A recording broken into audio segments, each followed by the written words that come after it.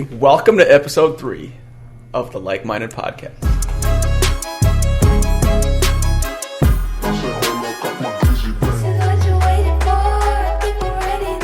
Today, I'm with Jay and the madness, the secret weapon behind all of our marketing, our CMO, Winnie.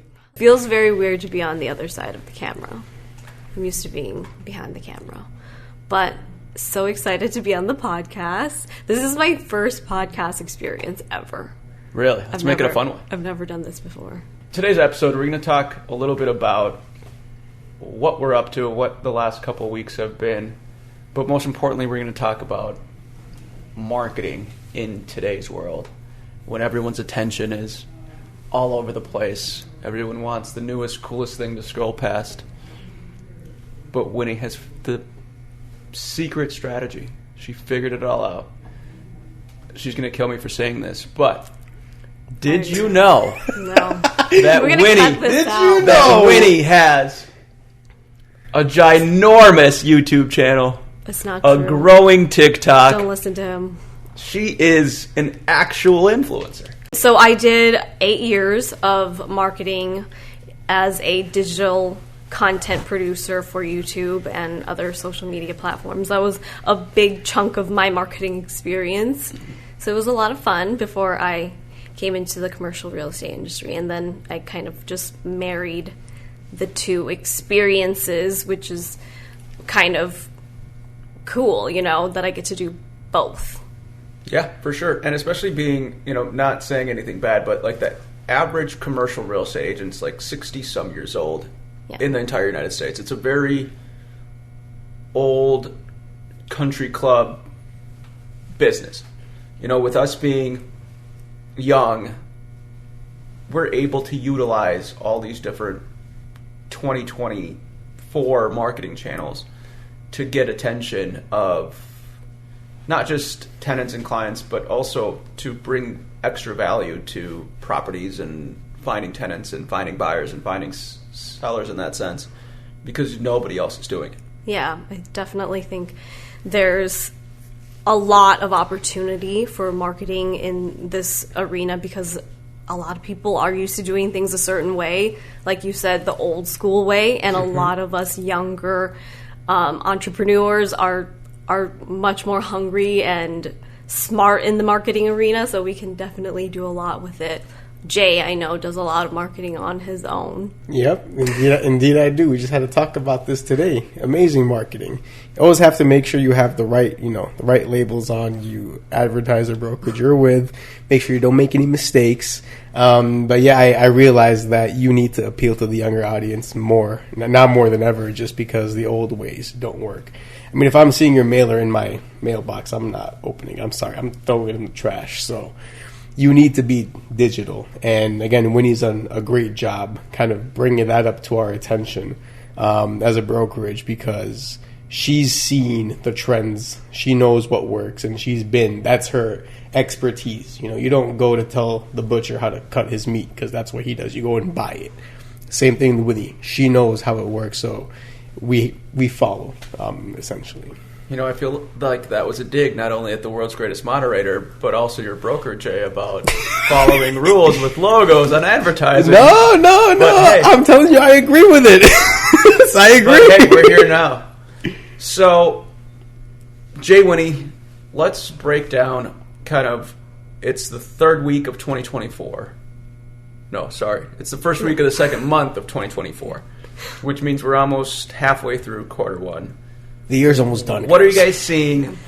It feels like it went by in a flash. But what are you guys seeing? What trends? What's going on in the market? Let's do a quick little market update. Because, after all, this podcast is sponsored by the Wyn Group. Yeah. And we do commercial real estate. So, Jay, we'll start with you. So in what sense of the market are you referring to? Buyer, seller, just overall. Tenants, overall? Overall market, what is going on? Because there's a lot of news out there. There's a lot of negativity out there. There's a lot of, there's always negative sells. But what is actually happening from being in it every single day? I mean, we've been seeing a lot of increased activity despite the negative market, analysis, just because the position we're in, we're aligned with a lot of value-add investors where this is their time to be acquiring aggressively because, one man's trash is another man's treasure. They can't work it, we end up picking it up. So from that perspective, in a niche that we're in, we're seeing a ton of activity, especially with, again, like I said, small business owners. There's a lot of cash on the sidelines for them to start getting into real estate. So now they understand that there's an opportunity for them to go in because all this time they've either been leasing, running their business online, etc., and they have a ton of cash ready to go. So from that aspect, I don't see any issues. People are ready to go, but on the overall kind of theme, it is scaring people from actually jumping in because if you don't know the trend and you don't see where you are in the cycle, you're not going to be able to dictate if it's the right time or not, and that's why you need experts by your side to help you navigate through that. And I think that's that's the situation we're in right now. People with information who know how to act, and people who don't have the right information who are scared to act. So that's just me at the moment. I mean, looking at, real estate from a big picture, we know a few things to be true. We know insurance costs are going through the roof. Property taxes keep raising every single year consistently, which has a trickle-down effect to everything else. Lease rates get more expensive, right? It gets more expensive to buy products, which in turn you have to charge more to sell products, which, inflation is slowing down, but we don't have any deflation coming up. So we're just slowing down at the rate that things are increasing. We're not actually decreasing prices back down like it was, pre-2019, essentially. So things are going to continue to get more expensive. So now it's getting creative on it, figuring out creative ways, creative financing to figure out how to acquire these properties at the right price so you can charge the right price on the leasing end of it to small businesses, medium businesses, big businesses, so everybody is successful and doesn't fail, essentially, because they're paying way too much money to rent. There are some asset classes that are starting to fall apart. I was just talking to a buddy of mine that is in syndications for apartments, and they are hurt very bad because these guys paid 2-3% cap rates, hoping that the rental growth kept going, and now it's going the other direction, and these guys can't pay their bills. So there's always going to be asset classes that do well. There's going to be asset classes that get overheated and start to go the other direction, which right now it's happening in apartments, which is okay because that's just the market cycles that happens, right? So that's kind of the overall there. This is the marketing label of podcast. So, Winnie, anything that you have for the people about what we're seeing marketing-wise? Because it feels like, to me, being the oldest one here, that all these algorithms keep changing, all these hashtags keep changing, stuff that worked last week isn't working this week. Yeah. So what's going on? I mean, marketing is always changing. You just always have to keep yourself educated on what's going on. And it's hard because it changes so often. But I think more importantly, as a company too, marketing from a company's perspective, I think it's more important to be personable than it is to, talk about your company itself. I think we do a good job at highlighting our team and our tenants and our current events more so than just talking about our brand. Nobody really cares to follow company social media platforms because it gets boring, You want to hear more about what's behind the name. So I think we do that really well. I think as long as everyone keeps it really real and personable on their social media, I think that's what drives the engagement. Speaking of real, are videos still performing better than photos on social media? Yeah, I think it's going to be more so the video game across all platforms, thanks to TikTok, but I think Instagram is really pushing that. I heard that they went back and forth. Like I said, it changes all the time, but I think it's going to be back to videos, but in a much more short-term format. Like, those long videos might not perform as well. I think just short clips, and if you have to post a bunch of short clips, I think that's still going to do better than a long video and a static image on your feed. And you think that's because of people's attention spans that we're so used to, like, instant? For sure, yeah. I think that's exactly why, and that's also probably why a lot of reels are set to a specific time frame. We can't post more than, whatever amount of time, because people lose interest really quickly. So you got to capture their attention right away. And I think doing it in a unique way, humor for us has worked really well on our platforms. So yeah, I mean, people, it's either education, entertainment, value of some sort. Yeah. But a mix of everything. Yeah. Jay, what about you? Being the youngest person here, with your generation, your attention spans, are shorter. Just because you guys have been introduced. We started with black and white TVs. You came into the world with Instagram and Facebook and TikTok and all that stuff, right? So that's a dig at Winnie right there. What about with, people that are your age and younger, with your college buddies and whatever, and friend groups and whatever else? What are you guys talking about behind closed doors when it comes to social media and how your attention spans have gotten, right? Because we're used to MySpace, where you scroll through and then Tom becomes your friend, and then everyone's super excited about Tom, right? And then that phase really fizzled out pretty quick, and then Facebook, and now, the average user on Facebook is in their mid-60s? I got clients, and if my 87-year-old grandma had a Facebook, I'm sure she'd be on it every day. But I have clients that are in their 80s that follow me specifically on Facebook and comment all the time, and they're like, and then when you have a phone call with them to catch up, they're like, oh, I saw you do this, this, and this, and this, and I'm like, I never knew that you were on Facebook. They're like, yeah, because I watch my grandkids, I watch my kids, I make sure that everyone's doing well, because I don't get to see them as often. So from your perspective, what are you seeing? I mean, it's going off on what you said about the older generation having Facebook. I didn't realize that until, of course, family members and whatnot, but other people.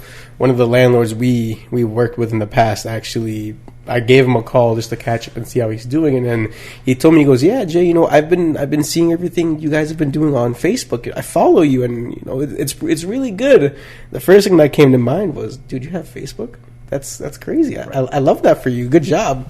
But no, it's, definitely the age gap is there, and interests have changed across, the board over time. With my age group, at least, it's kind of different. Again, you can be 25, but you can have the mental age of 35, 40, whatever the case is.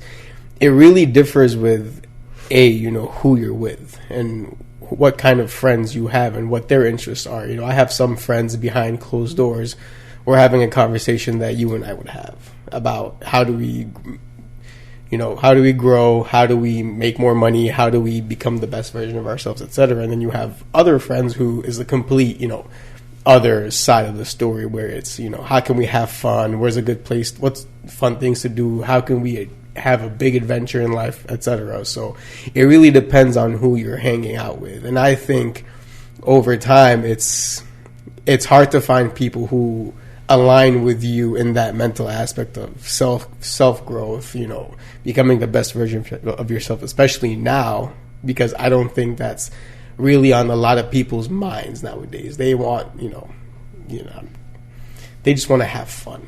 But luckily for me, this is my kind of fun. So my feed is completely different than somebody else's feed, most likely, because our interests are different. So it kind of goes back to your question, depends on who you hang out with, pretty much.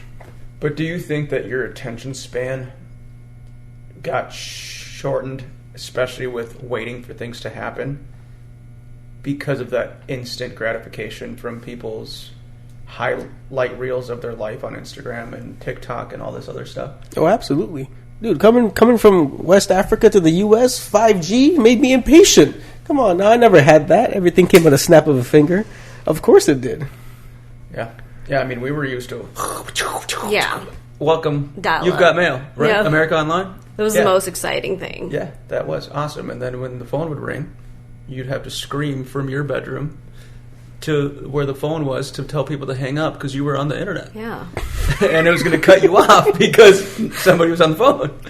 So you had only a certain amount of time before, what was it, Messenger would get cut off, and then you had to BRB. Yeah, it made us humble. Really made us humble. It did. Feast your eyes on these prehistoric fossils that we've discovered today, the Wyn Group office, dating back to before that Christ. That was exciting for us back in the day, right? But now it's so fast and so different. Yeah. To where people, and I think it has a big, negative effect in a sense because everybody wants now.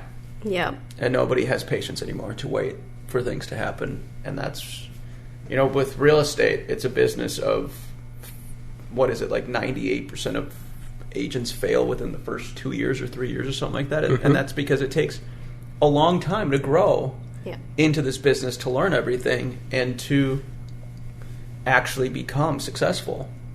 I'm really proud of Jay for being so young and sticking through it for so long and growing to where he is now, because it's a lot of hard work and it takes a lot of patience and it takes a lot of time to put into it behind the scenes before you can go out and start doing deals and everything else. Say that again. This never happens. It's the one sentence. We're Say that a special again. clip for Jay. Literally, I need this on a separate tape. I mean,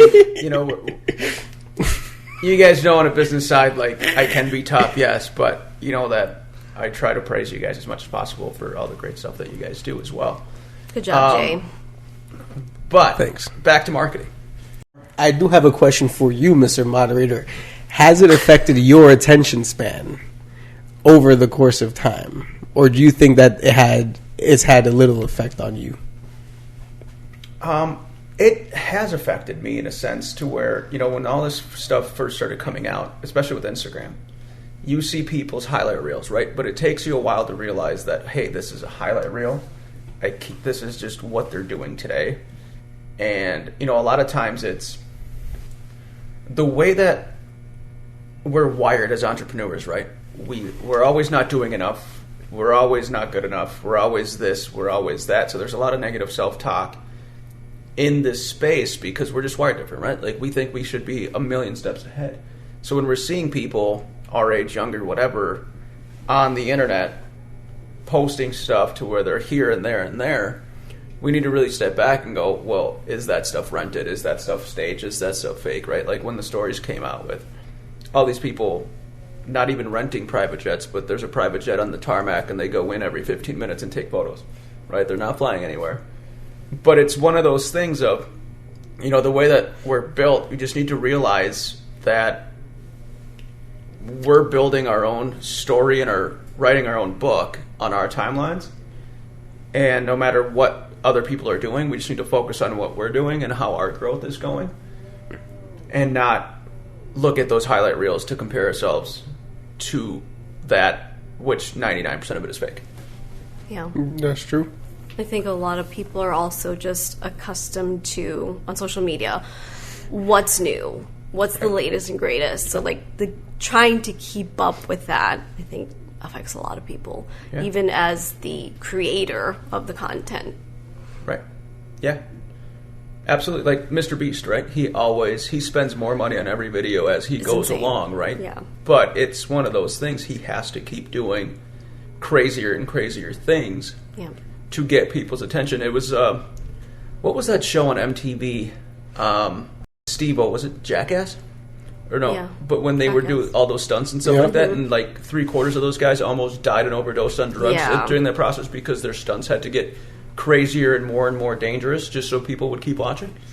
Yeah. So at a point, I think it just becomes an spiral out of control unless you learn to manage it and contain it, because you just have to keep going more and more crazy, more and more risk, more and more So yeah, unfortunately, it can be that way, but I think there's a lot of positive aspects to marketing as well. I think it's a really good way to reach specific people, right. And for us, maybe specific clients. What are some of the trends you don't like to see on social media? Well, that's hard. The trends that have annoyed you a me. lot. I think what works on one platform might not work on other platforms, right? I think there's just so many trends. It's hard to think of one that annoys me more than another, but hopping on trends is a really fun way to gain growth because a trend is made for that, right? Mm-hmm. Anyone who wants to gain that attention and engagement, try a trend. But I actually really like when companies that you don't expect to take part in a trend do that. Right. But I think there's a fine line in that too. So, yeah, I mean, marketing is essentially trying things out and seeing what works, right? Because one can go viral, the next one can get 3 views. Exactly. And nowadays, I feel like more times than not, you are probably going to go viral for something you don't expect. Right. Yeah, for sure. So what do you see? You know, have to use your crystal ball. What are you seeing for 2024 and beyond with social media, with marketing? What trends? What's going to do great? What's not going to do great? Oh, God. That's a really loaded question. What's going to do great? I don't know. But like I said, I think sticking to video is probably going to continue to be pretty big. I know... Oh, God. Ozzy, can you turn those down? Sorry. I think that as long as we each individually market ourselves in a positive way to show our strengths behind Wyn Group, I think that'll work really well for us. I think that'll be a great trend. Yeah, and I think a lot of it, too, is what we do. We're pretty real. On camera, off camera. So. You know, we have a lot of fun, but we work super long days, super hard, and fight for our clients every single day. It just goes to show that have fun, in my opinion. Have fun, be real, and just do better each and every day, right? Yeah, for sure. Share your message. Yeah. Speak your truth. So is there anything that you need to get off your chest, Jay? I don't know. While we're in the last few minutes of episode 3. What are you excited about? I mean, honestly, take a step back. Let's talk about the significance of the Dunkin' Donuts commercial last night. Oh my god, that was amazing. I thought that was the best commercial. It was, and I'll tell you why. How many times have you seen Dunkin' Donuts run an ad like that? 0. Yeah. Okay. Take into consideration who was on that ad over the last, who was on that ad? You know, Ben Affleck, so many people. Matt Damon, Tom Brady, J-Lo, and then Fat Joe. Spice. How companies are essentially taking that foot and stepping into the modern day era of seeing who's relevant and not going back to the old school ways of, you know what, let's highlight our donuts in the commercial. There were no donuts in that commercial. Yeah. But it's like every single person had some kind of not moment, but their own time in 2023, whether it was Tom Brady, you know, Matt Damon with Oppenheimer, and then J-Lo being J-Lo, Fat Joe going viral on TikTok because of his sneakers and whatnot. Everybody going off of Matt Damon's cigarette photos day in, day out because of how stressed he is. So everybody played into kind of the entertainment life with their own way. So they did something really smart and threw everybody in one ad and made it work. So I think that's the next wave of how companies need to advertise themselves. And as a matter of fact, how we should also start thinking of advertising ourselves is, you know, don't focus on the main service, but use humor or something else to get people to look at us more and then realize, oh, they do this. This is their main thing, not comedy or whatever we're advertising. So that's something that really stuck to mind yesterday when I watched the ad. And that's why I came in with a 25 Dunkin' Donuts. 25 count of It munchkins. influenced you. The munchkins? Yeah, that was me. Let us know in the comments, what was your favorite Super Bowl ad? Yeah, I think we're going to conclude this.